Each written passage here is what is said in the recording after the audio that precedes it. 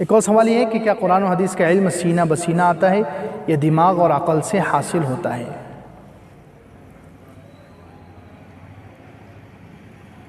بہت سے طلباء ابتدا میں علم حاصل کرتے ہیں لیکن مکمل نہیں کر پاتے، اصل وجہ کیا ہوتی ہے؟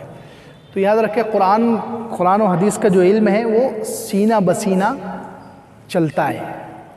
یہی مشہور ہے اور یہی صحیح ہے۔ قرآن میں بھی تذکرہ ہے، جو علماء ہوتے ہیں، جو دین کا علم رکھنے والے، ان کے سینوں کا تذکرہ اللہ تعالیٰ نے قرآن میں بھی کیا ہے 21ویں پارے میں، بل ہوا آیات بینات فی صدور الذین اوتوا العلم۔ یہ قرآن اور حدیث کا جو علم ہے یہ کھلی ہوئی آیتیں ہیں علم والوں کے سینوں میں،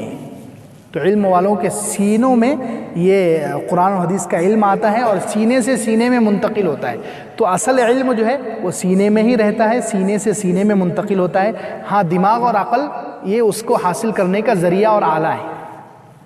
جس کا دماغ جتنا تیز ہوگا، عقل جتنی زیادہ ہوگی، وہ اتنا اس علم کو حاصل کرے گا، لیکن اس کے رہنے کی اصل جگہ جو ہے وہ سینہ، یعنی سینے میں جو دل ہے وہ دل ہے، وہ دل میں جو ہے اصل قرآن و حدیث کا جو مبارک علم ہے وہ دل میں محفوظ ہوتا ہے، دل میں جگہ پکڑتا ہے۔